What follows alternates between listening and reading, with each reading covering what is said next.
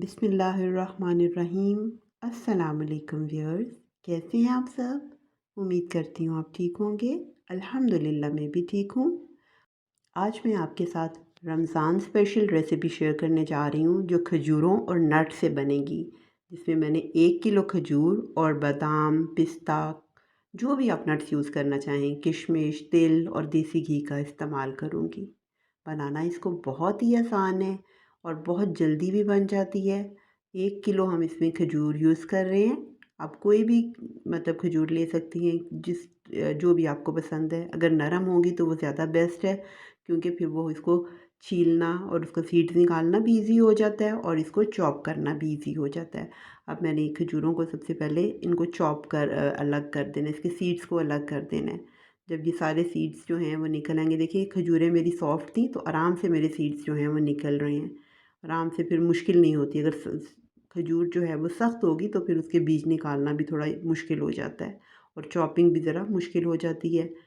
तो मैंने अभी सारे जो सीड्स हैं वो निकाल ली हैं इनके और इनको अलग करके रख दिया है, क्योंकि अब ये साफ़ हमारी बिल्कुल खजूरें जो हैं वो सीड्स के बगैर तैयार हो चुकी हैं। ये देखिए बिल्कुल सॉफ्ट हैं और सारी मतलब इजीली आप जो है ना इसको हल में निकाल के इसके सीड्स अलग कर लिए थे। अब मैंने दूसरी तरफ क्या करना है, अब जो मैंने नट्स लिए थे, अब हमने 1 चम्मच तकरीबन देसी घी मैंने लिया है और उसमें नट्स जो हैं वो मैंने फ्राई कर लेने हैं, रोस्ट कर लेने हैं। पहले मैंने बादाम डाले हैं, उनको थोड़ा सा वो जब सौते कर लूँगी तो फिर मैंने अखरोट और पिस्ता इसमें ऐड कर दिया। आप कोई भी नट्स इसमें ले सकती हैं जो आपके घर वालों को पसंद है, जो आप चाहते हैं वो आप ले लें। इस तरह थोड़ी देर करेंगे, इससे इसका फ्लेवर भी अच्छा आ जाता है और देखिए कलर भी कितना अच्छा माशाल्लाह से इसका आ गया है। अब इसके बाद मैं इसमें थोड़े से किशमिश डाली है, या जैसे आप जो भी मतलब रेज़न्स कहते हैं वो यूज़ करेंगे। इनको भी हल्का सा ही करना है, इसको बहुत ज़्यादा नहीं करना, इसको बस मैं थोड़ा सा ही करूँगी रोस्ट और इसको भी हम मिक्स कर लेंगे। क्योंकि ये सारे जो भी आपने नट्स यूज़ करने हैं आप करें इसमें जो आपको पसंद है। और तिल जो है इसको बहुत ही लाइट सा करना होता है कि ये जल ना जाए। अगर ये थोड़ा सा भी ज़्यादा रोस्ट हो जाते हैं ना तो इसका वो स्मेल भी आने लग जाती है और इसका सारा कड़वाहट सी आ जाती है उस चीज़ में। इसको बहुत ध्यान से हमने करना होता है, बहुत लाइट सा 1 डेढ़ मिनट में ही तकरीबन ये हो जाते हैं।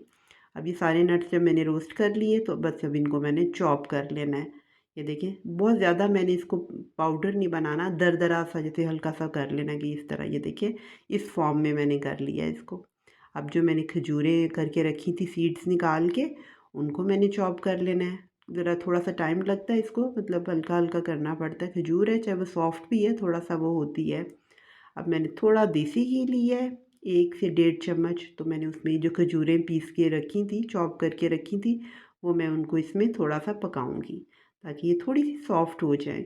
और जो मैंने चीज़ जो अपनी रेसिपी बनानी है उसमें वो अच्छे से बाइंडिंग जो है ना उसकी अच्छी से बाइंडिंग हो जाएगी। जो चीज़ मैं बनाना चाह रही हूँ वो हो जाए। अगर सिंपल ही अगर मैं वैसे ही कर लेती, मतलब इसको कुक ना करती घी में, तो वो मतलब उसकी बाइंडिंग भी नहीं होनी थी और उसका एक फ्लेवर जो है वो भी इन्हेंस उस तरह नहीं होना था।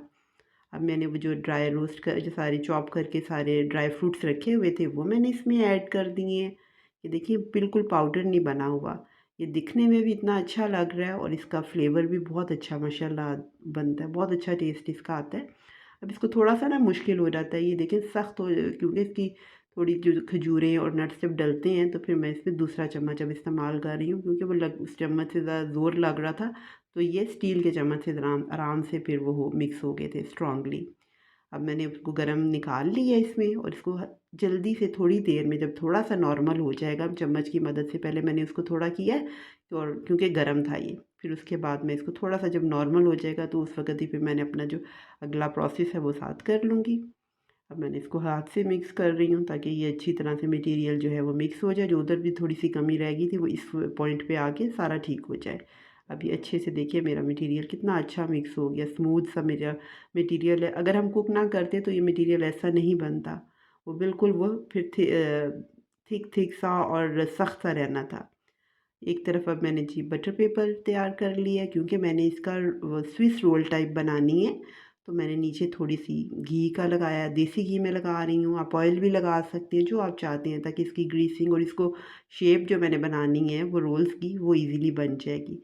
थोड़े से नट्स जो हैं मैं इस पर स्प्रिंकल कर दूँगी, फैला दूँगी इस पर, जो भी मैंने रखे हुए थे चॉप करके, वो मैंने इस पे डाल दिए। वो तिल भी थे और बाकी जो भी मेरे पास मटेरियल था ड्राई फ्रूट का, वो मैंने इस पे डाल दिया। और अब जो मटेरियल मेरे पास था इस टाइम, ये जो मेरा मटेरियल है नॉर्मल, बहुत ठंडा भी नहीं है और बहुत ज़्यादा गर्म भी नहीं है, नॉर्मल सा है ये, मतलब रूम टेम्परेचर पे ये इतना है कि आपके हाथ जो है आराम से उसको वो कर रहे हैं, बर्दाश्त कर रहे हैं, इतना है। बहुत ठंडा करके आपने नहीं करना, फिर इसकी शेप सही नहीं बनेगी ये। अब मैंने इसको बटर पेपर की मदद से इसको मैं रोल करती जाऊंगी। अच्छी तरह से सही तरह रोल करना है टाइटली थोड़ा हाथों से, ताकि ये अच्छी से इसकी शेप जो है वो सही बन जाए। ये देखिए मैंने हाथों से इसको रोल करती जा रही हूँ बटर पेपर को, और सारा इसको मैं शेप बना लूँगी। बस जैसे स्विस रोल नहीं हम बनाते हैं केक वगैरह के लिए, सेम उसी तरह ही है, पर ये इसका थोड़ा सा डिफरेंट है। ये इसको मैंने करके तो अब मैंने तैयार कर ली है बटर पेपर में। अब इसको मैं 2 से ढाई घंटे के लिए इसको फ्रिज में रख दूँगी, ताकि ये अपनी शेप जो है वो अटेन कर ले, इसकी शेप अच्छे से आ जाए। अगर हम अभी इसको पीसीस बना लेंगे तो वो एक तो टूट जाएंगे और एक वो सही नहीं बनेंगे, इसलिए मैंने इसको 2 से ढाई घंटे के लिए फ्रिज में रख देना है। अब मैंने 2 ढाई घंटे के बाद इसे निकाला है, तो ये देखिए थोड़ा सा सख्त हो जाता है ना, मतलब फ्रिज में रखने से। वैसे अभी सॉफ्ट था जब कुक हुआ था, तो अब इसको मैं खोल के तो इसको फिर इसकी कटिंग कर लूँगी। ये देखिए बिल्कुल माशाल्लाह बिल्कुल सही इसकी शेप बन चुकी है। थोड़ा सा ये सा बहुत हार्ड भी नहीं हुआ। ये देखिए मैं छुरी से इसको काट रही हूँ, अल्हम्दुलिल्लाह जल्दी से कट रहा है। अब ये इसकी मैं पूरी इसको कटिंग करके रख लूँगी। और अब ये देखिए बहुत माशाल्लाह बहुत अच्छे और बहुत टेस्टी ये बनते हैं, बहुत मज़े के। इसमें नट्स भी हैं, खजूर भी है, सारी ताकतवर चीज़ें हैं।